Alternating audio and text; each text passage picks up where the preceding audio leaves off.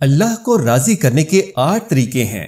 جو بندہ ان میں سے کسی بھی طریقے پر عمل کر لیتا ہے تو گویا وہ اللہ کو راضی کرنے میں کامیابی حاصل کر لیتا ہے۔ اللہ کو راضی کرنے کا سب سے پہلا طریقہ یہ ہے کہ اپنی زبان کو میٹھا اور خوبصورت بناؤ اور اپنی زبان میں نرمی پیدا کرو۔ اپنی زبان کے الفاظ خوبصورت بناؤ۔ انسان کی زبان دراصل دکان کا ایک تالا ہے، اور جب یہ تالا کھلتا ہے تو ہی پتہ چلتا ہے کہ اس دکان میں سونا ہے یا کوئلہ ہے۔ چنانچہ نبی کریم صلی اللہ علیہ وآلہ وسلم نے فرمایا کہ بسا اوقات انسان اللہ کو راضی کرنے کے لیے صرف اور صرف ایک کلمہ بولتا ہے تو اللہ اس قدر راضی ہوتا ہے کہ اس کے درجات بلند فرما دیتا ہے، اور اس قدر انسان کے درجے بلند فرما دیتا ہے کہ انسان کا تصور بھی وہاں تک نہیں پہنچ پاتا۔ چنانچہ اپنی زبان اچھی اور نرم کرو۔ چنانچہ جس شخص کی زبان میں مٹھاس اور نرمی آ جاتی ہے تو اللہ تبارک و تعالیٰ لوگوں کے دلوں میں اس کے لیے محبت خود پیدا فرما دیتا ہے۔ اللہ کے نبی صلی اللہ علیہ وآلہ وسلم نے ارشاد فرمایا کہ جنت میں اللہ سبحانہ و تعالیٰ جنتیوں کو شیشے کے محل بنا کر دیں گے، چنانچہ وہ اپنے گھروں میں بیٹھے بیٹھے پوری جنت کے نظاروں سے لطف اندوز ہوتا رہے گا۔ صحابہ کرام نے آپ سے پوچھا کہ اے اللہ کے نبی صلی اللہ علیہ وآلہ وسلم ذرا بتائیے کہ یہ کس کے لیے ہے؟ تو آپ صلی اللہ علیہ وآلہ وسلم نے 4 نشانیاں بیان فرمائیں۔ آپ صلی اللہ علیہ وآلہ وسلم نے فرمایا کہ نمبر 1، جو اپنی زبان میں لوگوں کے لیے نرمی پیدا کر لے۔ نمبر 2، جو لوگوں کو سلام کرنے میں پہل کرے۔ نمبر 3، جو لوگوں کو صرف اور صرف اللہ کی رضا کے لیے کھانا کھلائے۔ اور نمبر 4، جب لوگ سوئے ہوئے ہوں تو یہ اللہ کو راضی کرنے کے لیے تہجد کی نماز پڑھتا ہے۔ تو شیشے کے یہ محل انہی لوگوں کے لیے اللہ نے تیار کر رکھے ہیں۔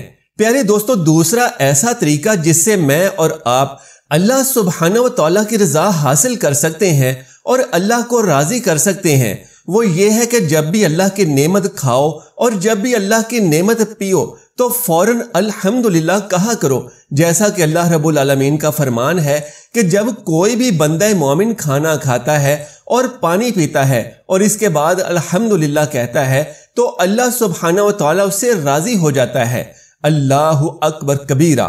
پیارے دوستو، دیکھیے کہ ہم جب کھانا کھاتے ہیں تو یہ اللہ کی عطا کی ہوئی نعمت ہے، جب پانی پیتے ہیں تو یہ بھی اللہ کی دی ہوئی نعمت ہے، لیکن ان نعمتوں پر اللہ ہی کا شکر ادا کیا جائے تو اللہ ہم سے راضی ہو جاتا ہے۔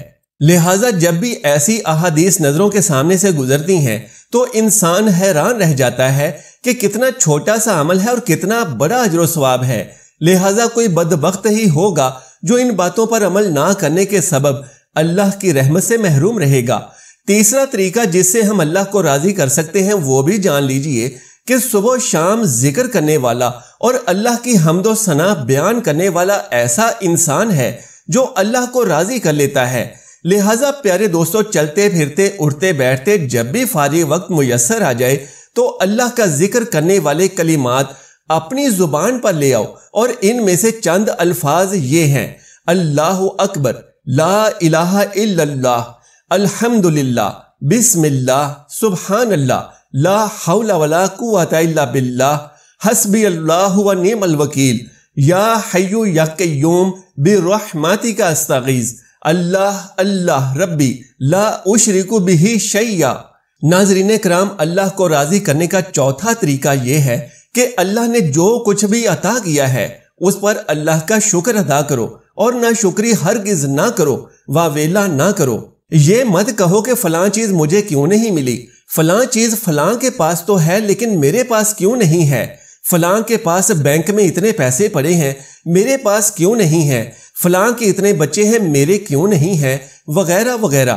ایسا ہرگز مت سوچو، بلکہ جو کچھ بھی اللہ نے دیا ہے اس پر ہی اللہ سے راضی ہو جاؤ، اور یہ سوچو کہ تم اسی کے ہی قابل تھے اور اسی میں ہی تمہاری نجات ہے، اسی میں ہی تمہارے لیے خیر و برکت ہے، اور سب سے بڑی بات تو یہ ہے کہ اسی میں تمہارے رب کی رضا ہے۔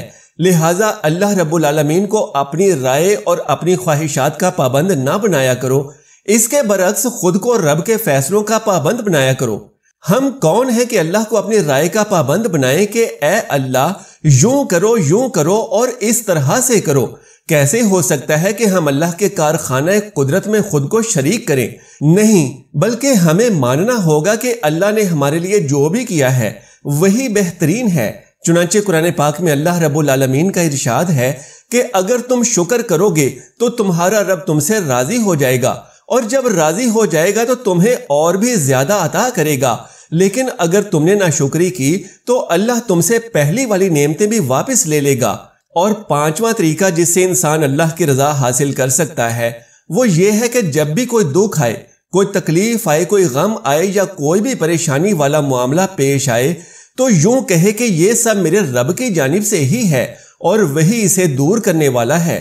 جیسا کہ نبی کریم صلی اللہ علیہ وآلہ وسلم نے فرمایا تھا کہ جب اللہ کسی قوم کو پسند کرتا ہے تو پھر اس کی آزمائش بھی کرتا ہے، اور جو اللہ کے فیصلوں پر راضی ہو جائے اللہ اس پر راضی ہو جاتا ہے، اور جو شخص اللہ کے فیصلوں پر ناراضگی کا اظہار کرتا ہے تو پھر اللہ بھی اسے ناراضگی ہی دیتا ہے، اور پھر ایسا شخص کبھی بھی اللہ کی رضا حاصل نہیں کر سکتا۔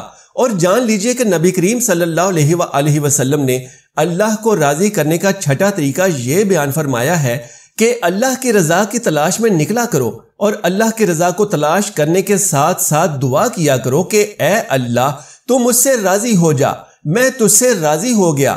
جب بندہ اللہ سے یہ دعا کرتا ہے کہ اے اللہ میں تیری رضا پر راضی ہوں لہٰذا تو بھی مجھ سے راضی ہو جا، اور پھر جب اللہ اس سے راضی ہوتا ہے تو جبرائیل علیہ السلام سے فرماتا ہے کہ اے میرے فرشتے گواہ رہنا کہ میں فلاں انسان سے راضی ہو گیا۔